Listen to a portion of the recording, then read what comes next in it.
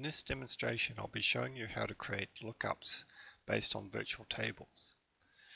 As a sample for this, I'll be using the Human Resources Employee table out of AdventureWorks. I've selected the table, and as you can see, there are a number of fields such as marital status and gender. And if I was to do a filter on gender, I would get the raw database values displayed. So I'll just bring up the lookup, and here we've got F for female and M for male.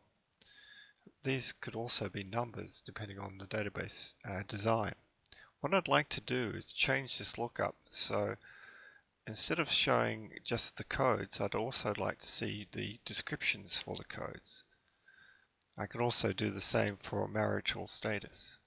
I'll just run the query to show you the types of values that are in the database. So here's marital status and here's gender. So first of all, to start the process, we need to create a record set that contains the values that we want to display in the lookup. So I've just done a SQL statement that uses a union statement to combine three rows together. The first row is all for both genders. The second row is male, and the third row is female. If I run this, of course, I get three rows. The next step is to, of course, copy this and go to Studio and create a new table in the All Tables section. So go New Table, and give because it's not really a table in itself, it's more like a view. Let's change the category to View and give the table a code called gender, and the description will be gender as well.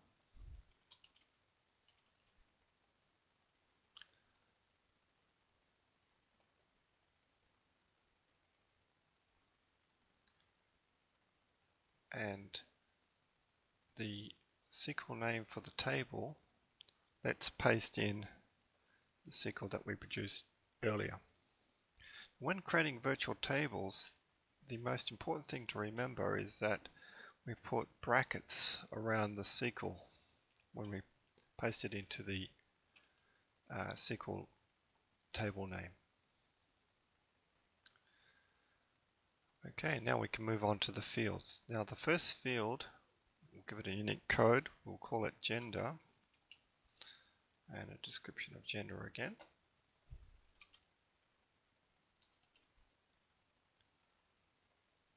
And the SQL column name was, I believe, gender. And it's a char, and the length was 1 character. We'll just copy that field, and for the description column, and we call this description,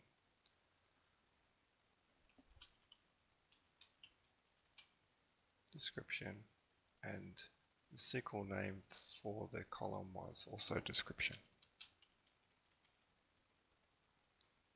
and the length was around about 20 characters. Okay, we've now created our gender table, which is the beginning of a lookup. What we need to do now is just for test purposes, place the gender table into the table display area. So I'll be dragging it up, and I'll drop it into the human resource folder so that I can at least test the table. I'll save the metadata now and go into the query test window just to see if everything's fine with the virtual table that I've created called gender.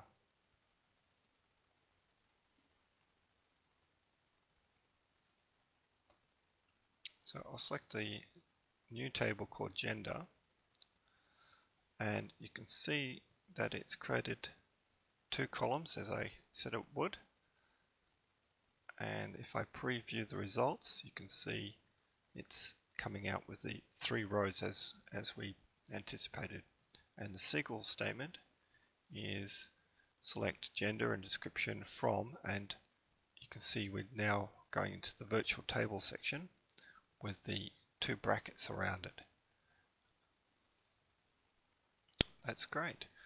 Now the next step is, of course, to define a lookup over gender, because even though I've created this virtual table, it's still just returning M and F for the first column. So I'll go back to gender table, and I'll click on the gender column and come down to the filters lookup, which is at the moment set to auto. I'll go into this window, and what I want to do is associate a list of fields with the lookup on gender. At the moment it was set to automatic, and it would just bring out the unique values for gender. What we want to do is click on the description so that the lookup on gender now includes gender and description. That's defined the lookup on gender, so we'll go back to the test screen and have a look at the results. Select the gender table again.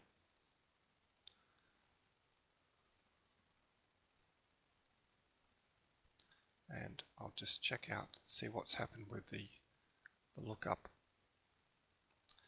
And you can see now that it's bringing up both columns for the lookup on gender.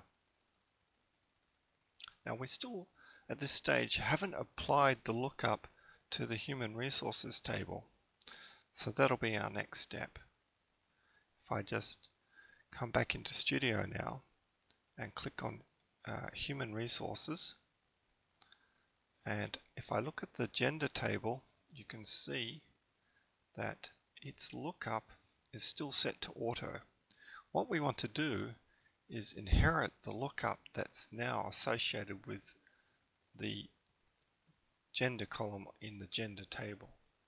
So I'll click on the field lookup on gender and click on inheritance, and I'll select the table that we want to inherit the lookup from, and that table will be gender. And here I've got a list of choices of the fields that I can inherit the lookup from, and I'd like to inherit it from the column gender.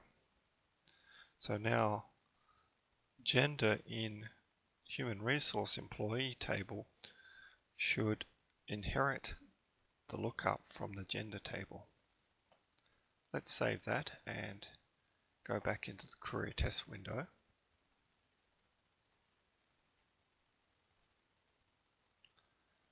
And have a look at the human resource table now. So here's our gender field. Let's filter on that. Now instead of just getting M and F, we should see, just having trouble clicking there. Now here's the new lookup.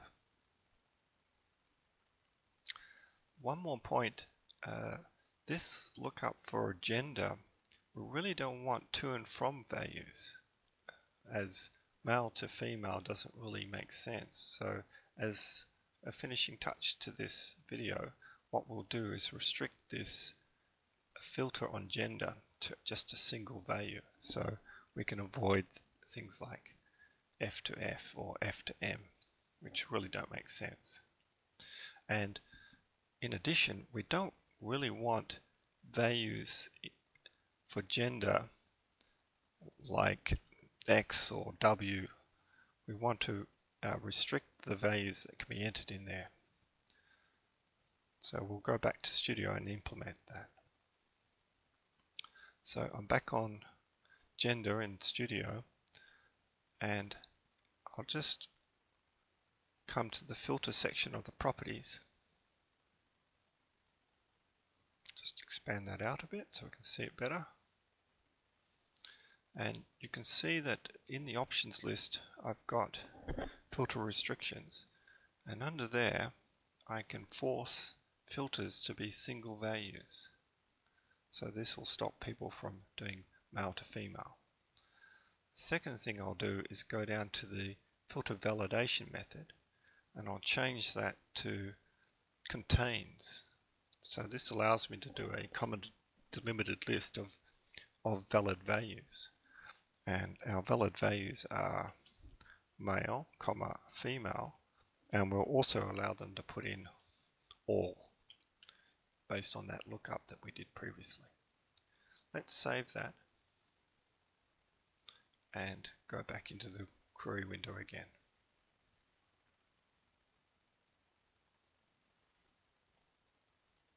And select the table and have a look at the filter. Now, if I was to do a query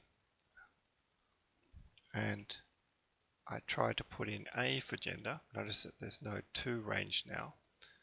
I should get an error telling me that A is an invalid value and that M, F and all are the only valid values. That concludes this video.